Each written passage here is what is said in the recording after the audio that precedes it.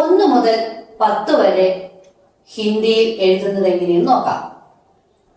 ഏക് 1, 2 2, 3 3, 4 4, 5 5, 6 6, 7 7, 8 8, 9 9, 10 10.